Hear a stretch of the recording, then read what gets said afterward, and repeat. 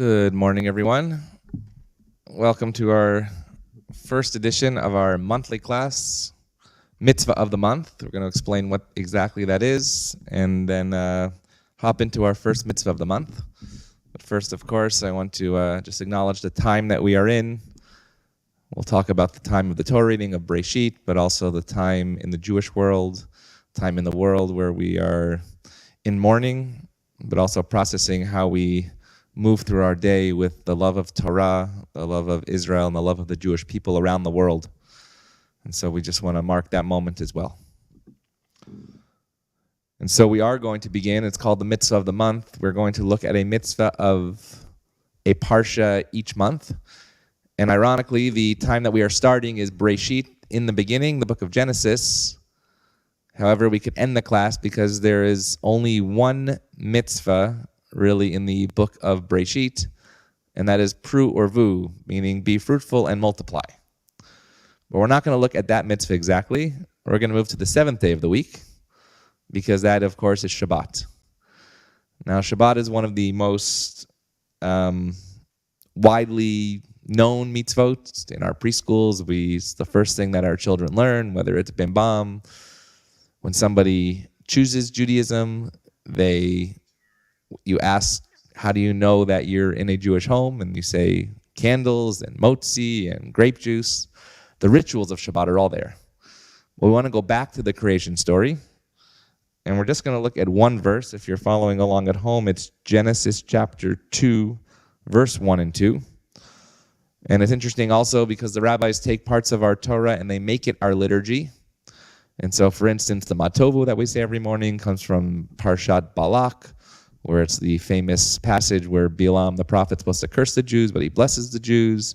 You have Micha Mocha in the book of Exodus.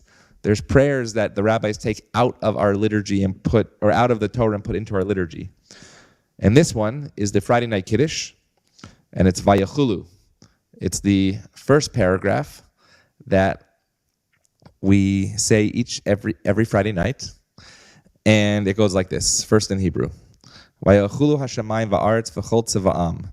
The heaven and the earth were finished and all their array. And in a moment, we're going to look at what this word finished really means in the Hebrew, but more importantly, the different interpretations in the English.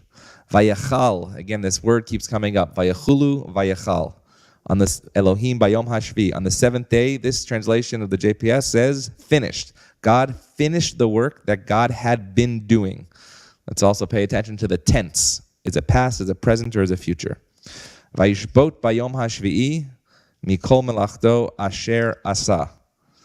And God ceased. Again, there's that word, finished, ceased, stopped, on the seventh day from all the work that God had done. Vayavarech Elohim et yom hashvi'i, and God blessed the seventh day. Vayikadesh oto, and sanctified it. Kivo shavat mikol melachto asher bara Elohim la'asot. Because on it, God, there's the word again, ceased. Mikol milachto asher bara Elohim la'asot.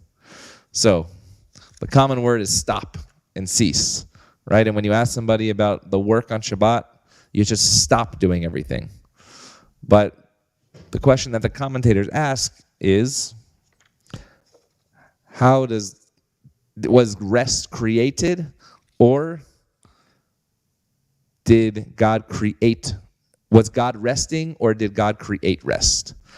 I want us to think about that in our own life for a moment, because when you're tired, that's when you take a rest, take a nap. But it's a foreign concept to force yourself to rest, right? If you're playing a sports game, you call a timeout when you're tired. You tell the coach to take you out. When you come home from work, you're tired, you take a rest. But within our own tradition, we have a time that we must rest, whether we're tired or not. And so we're going to look a little into that. So Rashi begins, the medieval commentator from France, about the 12th century or so, 10th century, says on this verse. First of all, Rashi always says, Ma kashel Rashi. What is bothering Rashi? So by looking at what Rashi says, then we figure out what question he's asking. So he says this. He's making a distinction between human time and God-like time. He says, human beings do not know the exact moment that Shabbat comes in, so they must add holy from the ordinary. Human beings do not know the exact moment that Shabbat comes in, so they must add holy from the ordinary. They must make Shabbat longer. So let's talk about that for a moment. Again, we're on chapter 2, verse 1 in the Chumash. It's on page 11, talking about the mitzvah of Shabbat, but really how Shabbat was created, meaning did God rest or did God create rest? So Rashi says this: there's a distinction between how we as human beings see time and God sees time. Meaning we're not perfect, but God is. And so today you can say, what time does Shabbat begin in Los Angeles? And you can look it up on HeebCal, and it'll tell you the exact moment. In Jerusalem, you hear not the air raid siren of missiles, but the Jerusalem Shabbat siren every Friday. We know the exact time today, but we really don't, because we're human beings. Maybe we do because all of our phones are synced as well. But God knows the exact time. And so Rashi says, since human beings do not know the exact time, we add a little more holiness into Shabbat than really is needed. And so even today, this is called halacha l'maseh, what it looks like today. The rabbis say you can always start Shabbat early and you can always end Shabbat late, but you can never start Shabbat late and end Shabbat early. Let me tell you what that means in real time, right? It means that if Shabbat this week, what are we in October? I don't know, it's in the 6 o'clock range. At 4:50, you want to light the candles and begin Shabbat and have Shabbat dinner. You've taken on Shabbat for yourself early. That's great. If Havdalah is at 7:10, but you said you're not done with Shabbat, you got to keep going, and you want to go till 9 o'clock. In fact, you don't have to, you can say Havdalah all the way till Tuesday, Yom Shlishi. You can do that as well. There's a beautiful tradition called the Malava Malka.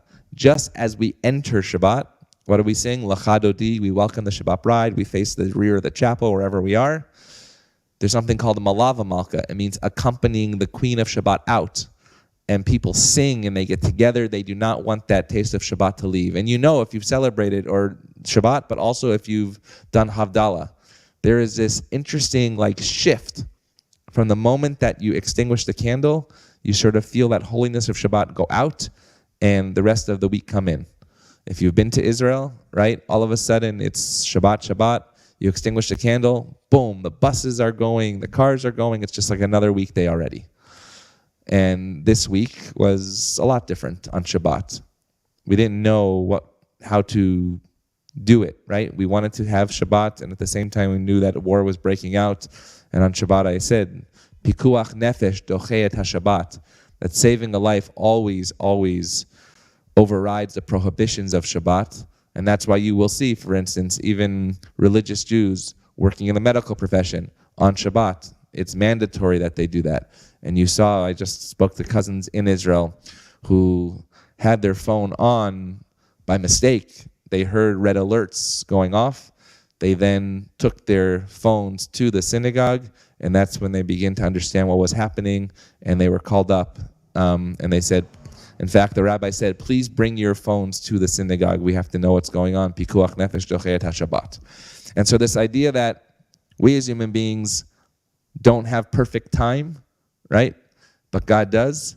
So therefore, how do we get over that? We add more to Shabbat just so that we are okay with that. It reminds me of Yom Tov Sheni, the second day of Yom Tov.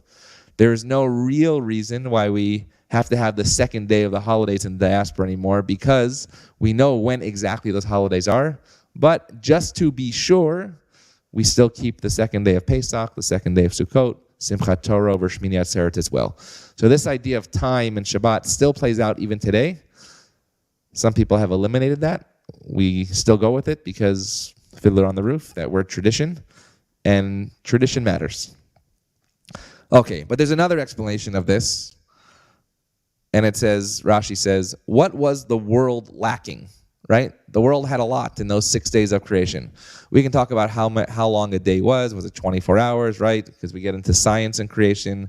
How can the world be 5,784 years old when actually we know, according to science, it's billions of years old? That's for another science and ethics class. But what was the world lacking, Rashi says? He says menucha, the concept of rest. Rashi says, with the coming of Shabbat came rest. The week was completed and finished.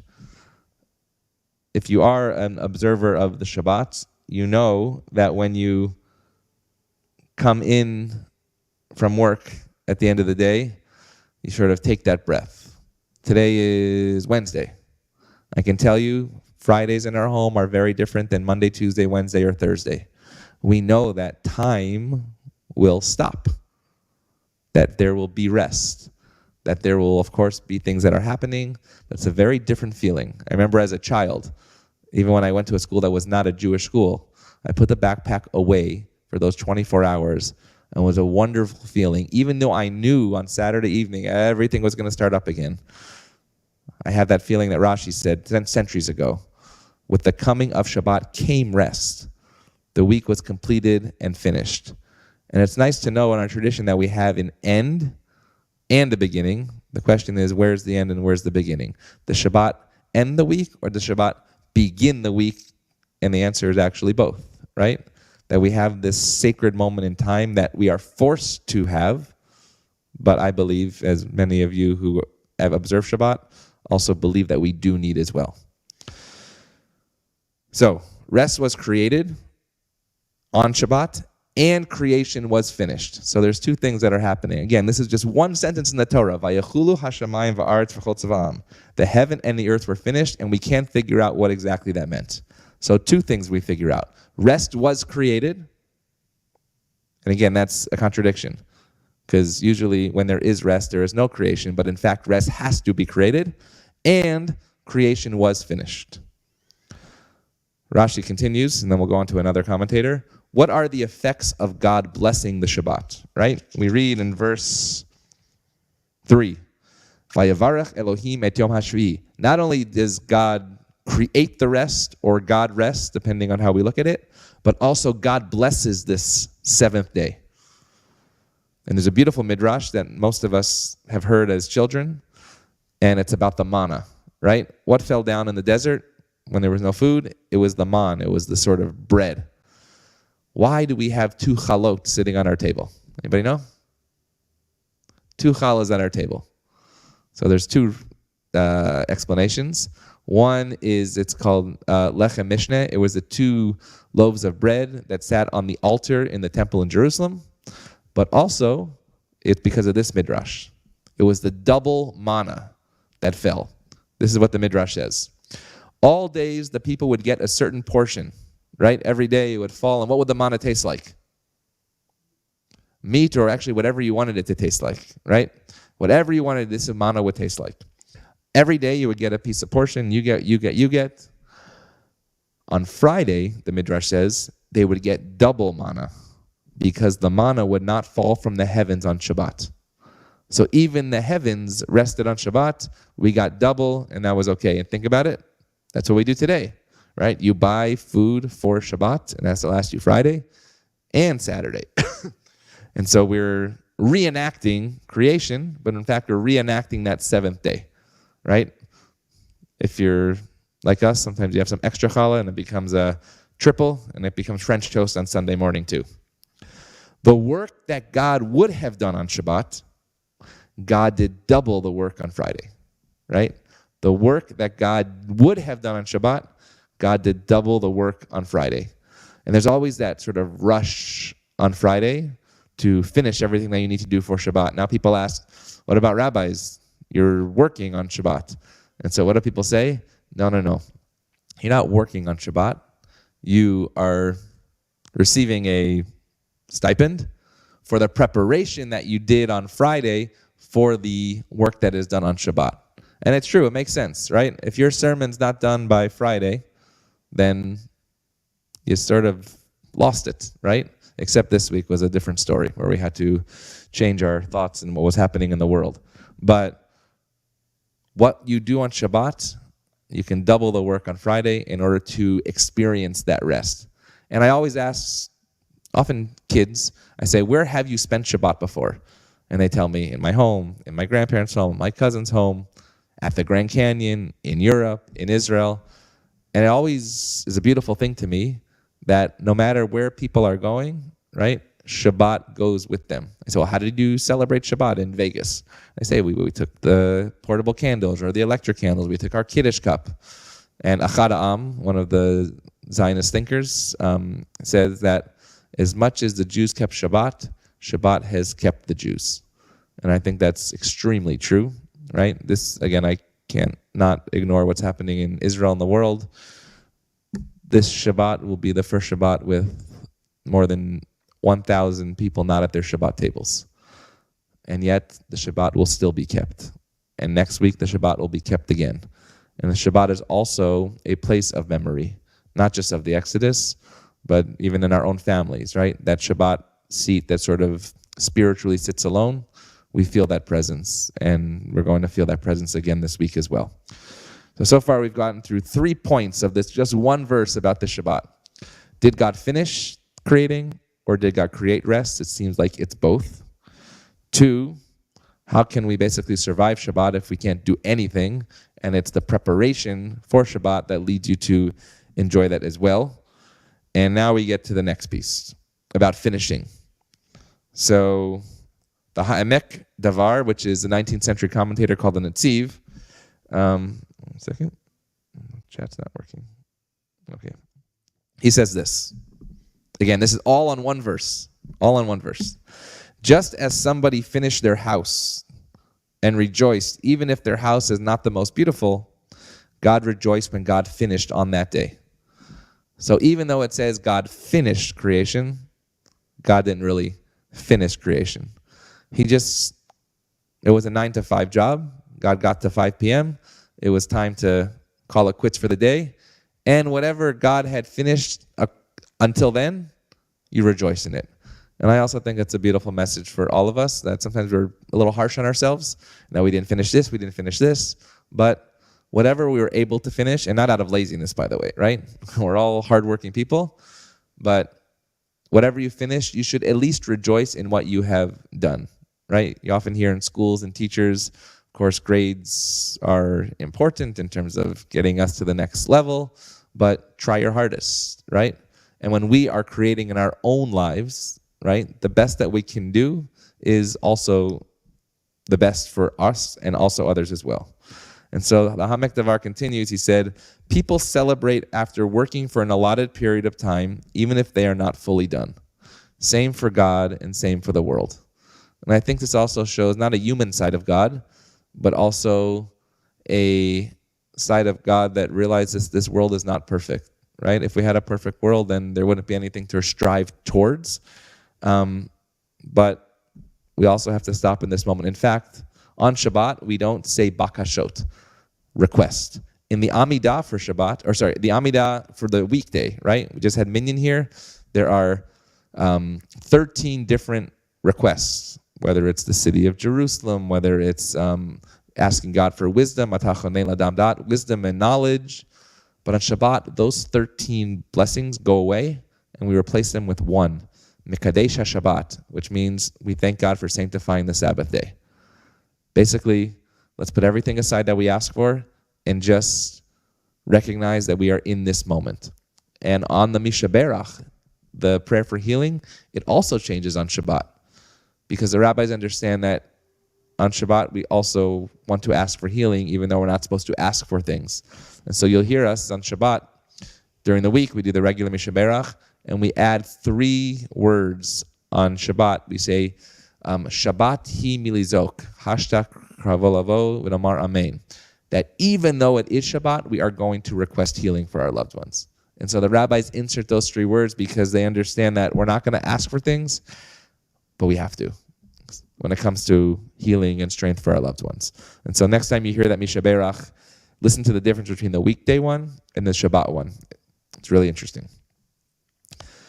So again, people celebrate after working for an allotted period of time, even if they are not fully done. It's an okay thing not to finish. There's a beautiful saying in Pirkei Avot that's become a camp song. Lo alecha hamlacha ligmor. Lo alecha hamlacha ligmor. It means even, and this is important, this is the other way around. Even if the work is not done, it's no excuse, meaning you should start it. So it works one way. Okay, if you can't finish, it's okay. You get to a lot of period of time, take the rest. But the rabbis say in Pirkei Avot, Ethics of Our Fathers, it's not okay not to start the work. And we also know that starting the work is often the hardest thing, right? To not be Moses, but to be, why am I blanking? The person who put his foot in the sea. Nachshon ben Aminadav, right? To be the first person that puts your foot in the sea to make sure that it splits, that's sometimes harder than actually being the person that says stop. So this verse really leads to not contradictions, but sort of tensions between finishing and beginning, creating and stopping. We're going to go backwards in time to the 18th century of the Or HaChaim, and we're going to now focus on the word shavat vayinafash. So we started with the word vayachulu, which means to stop. We went to vayivarech Elohim, God blesses the day, and the reasons he did. And then we get to the word shavat vayinafash, which is, what does the word shavat sound like? Shabbat, and vayinafash, nefesh, is soul. So the English translation, according to the Eitz Chaim, is God created the soul of the world. Here's an interesting point, because when we get to Parshat Lech Lecha in 2 weeks, we get another mitzvah of the Torah, and that's Brit Milah. It's circumcision. Abraham at 90 years old, but why on the 8th day? Maybe it should be the 7th day, on Shabbat, right? Why on the 8th day? The Or HaChaim says, so that a child can have a full Shabbat within their life and a soul full of vitality. So get the entire week, get a Shabbat under your wings, and then enter into the covenant. So it's number 7 is usually a very popular number. Sheva brachot, 7 blessings at a wedding. Shiva at a house of mourning, 7 days of the week. But no, when does the child enter the covenant? The 8th day, after the fullness and completeness have come. And Or HaChaim continues, God puts the finishing touches not by creating on Shabbat, but by bringing on Shabbat. That's why it says, Melachto asher asa. In verse 3, after God blesses the day, Melachto asher asa. It means God stopped creation from all that he had done. Now this is a little complicated, but we're going to look at this. God blessed the 7th day and declared it holy, because on it God stopped working from all that he had done. And the rabbis say, why do they have to add the words Melachto asher asa? Asher bara Elohim lasot. Why do they have to add the words that says that God stopped working from all that he had done? Couldn't he just say God stopped working? And Or HaChaim says this, it's repeated to ensure that God was not creating on Shabbat, right? They really want to make sure that God did not create anything, but God was resting. Okay, I want to now move to a philosopher, Philo of Alexandria. Philo is an interesting character because he's sort of in between Hellenism and Judaism. He was basically a secular Greek, and the scholars of Philo of Alexandria tried to figure out, was he more Hellenist or was he more Jewish? And it's sort of like asking, are you an American Jew or a Jewish American? Because he was both. It seems that he sort of caught the Jewish scholarly bug later in life, and instead of saying, yes, Greek philosophy is the main event and Judaism could slide into it, he actually said, no, Moses was the main event and Greek philosophy came out of that. And in his selections, he doesn't really give philosophical treatises. He, in fact, gives commentary on the Bible. And he starts, of course, with Genesis. And there's a beautiful selection I'm going to read. It says, God never ceases to create. Well, we just spent a half hour saying that God stopped creating. Then how is it that Philo of Alexandria says, God never stops creating. Let's check it out. He says, "For God never ceases to create, but even as it is the property of fire to burn and snow to cool, so it is the property of God to create." God just cannot stop creating. And even more so, he says, inasmuch as he is the source of action to all other things. So if God stopped creating, then basically there's no inertia into anything else. Well, moreover, does Moses say, Genesis chapter 2, verse 2, which we just read, this is the difference. Moses says, caused to rest, not rested. So God did not rest, but he caused to rest. He says, he causes to rest that which appears to be creating. It's getting a little complicated, though actually ineffective, but himself never ceases creating. So God causes all of us and everything to rest, but God's self does not rest. The difference. For this reason, Moses adds Genesis chapter 2, verse 3, which says, that's the thing we've just read, he caused to rest what he had begun, right? So it's not that God is in the kitchen with the recipe or God's on the construction site. It's that God causes the world to be created, and therefore it's not that God is resting, it's that God is causing the things that he created to be in motion to rest. For whatever is fashioned by our arts, when finished, stands still and stays put. But the products of divine skill, after being completed, they move in turn. And I love this line. For their endings are the beginnings of other things. As the end of the day is the beginning of the night, and the openings of a month or year must of course be regarded as limits of those expired. Birth again is accomplished through the other things perishing, and destruction through new births. So that saying is a true one. Nothing born goes to ruin, but element is separated from element to produce another shape. Something happened over the last 3 days on my family's WhatsApp. And by family, I mean extended family in Israel. As Monday, most of my cousins were being called up, other texts were coming in. And over the last 3 days, there have been 3 children born into our family, even when, and this is pretty amazing, my first cousin was called up and he's in the north to see what's happened there. His daughter was 38 weeks pregnant, gave birth while her husband was also called up. He just came home. And then just this morning, we got the text of another baby being born. And now you're also seeing, even during these terrible pictures and videos and stories of these people, both who have been massacred and also who are missing, we're also seeing weddings that are still happening. We're seeing B'nai Mitzvah that are still happening. We're seeing, I don't want to say it's celebration, but life continuing. And it's hard. In fact, on Simchas Torah, we got a lot of calls saying, what should we do? Should we cancel Simchas Torah? And we said, no, you should come to Simchat Torah. You should be together. And I think of Philo, right? Because God never ceases to create. And if God never ceases to create, then B'Tselem Elohim, as we read in the Parsha this week as well, that we are made in that image of God, that we too should never cease to create.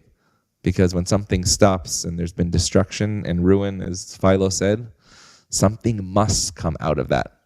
And it's up to us to decide what that is as well.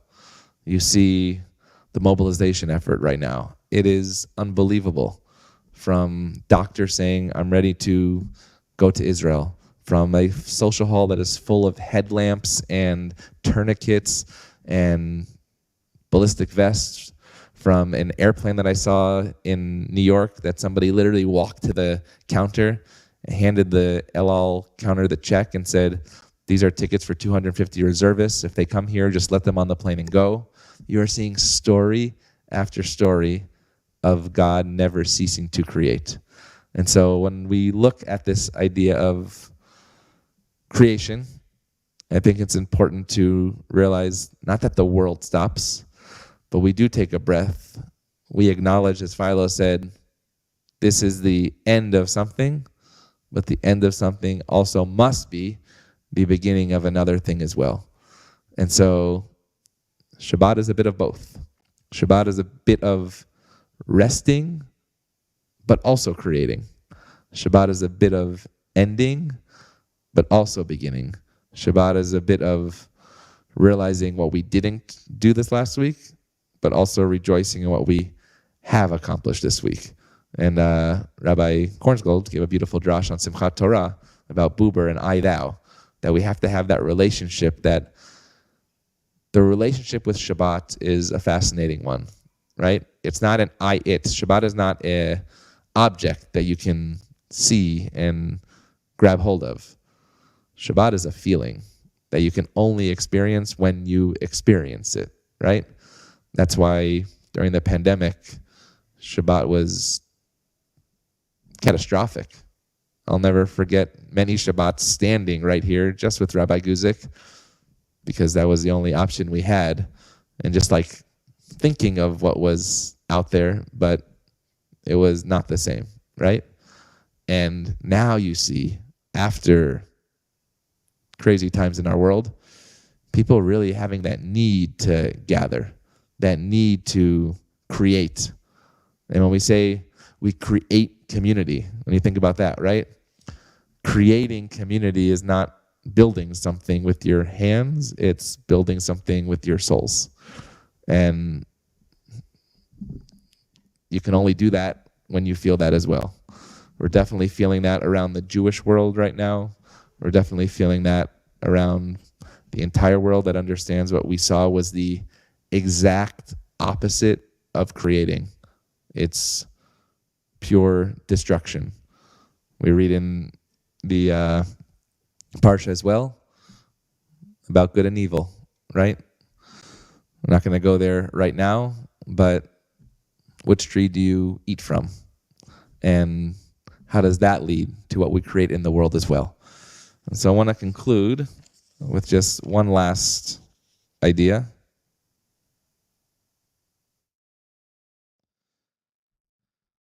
That is also taken up in the Midrash.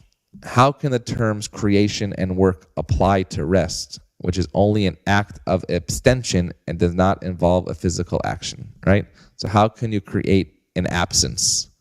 And I always say there's the presence of absence. I talked about celebrating Shabbat before. I remember I gave a sermon about the Ten Commandments once. You only understand what a presence sometimes when it's not there, whether it's a human life, when we talked about the empty chair at our tables, or whether it's doing something, right? So if you do Shabbat each week, the time when you don't do it is a time when you really understand how present it is in your life. So somebody who's never had a Shabbat in their life can't understand its presence because they've never had it in their life. But once you have it in your life and then it's taken away, then you really understand how special it was. So also sort of a chicken and an egg type of question. So that's what the rabbis are saying. How can this term creation and work actually apply to rest when rest is the absence? What I hope we've come to establish today as we start our Torah again is that rest is not an absence, but rest is in fact a presence. It seems, had God not added the seventh day to the days of creation, the nature of the human being and other creatures would be what? Work all day and night without stopping. Resting would not be part of our nature, and the body of the human being would wear out, leaving the world empty and desolate. But by adding the seventh day, and then what happened? Vayivarech Elohim, and God blessing the seventh day, God abstained from that work and rested. And only then did it become part of the world's nature to rest, to refresh oneself, and to regain strength. There's nothing like waking up from that Shabbat nap, realizing that you hibernated for those couple of hours and are just ready to go. It's a very special moment. And so as we begin the Torah, it's pretty amazing that just one chapter in, we've created something, and then we've already taken that breath. And as this Torah is just going to go week after week after week, there's points that we also need to just take that moment to rest physically, to rest emotionally, to rest spiritually, but also knowing that rest doesn't mean not doing something. Rest is, in fact, doing something that is crucial to the world of how we wanted to create as well. And so we wish everybody a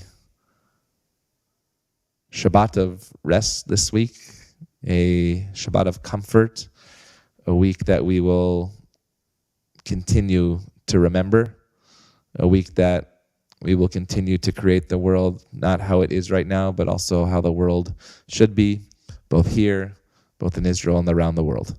So we will conclude with our Kaddish D'Rabbanan. We'll rise.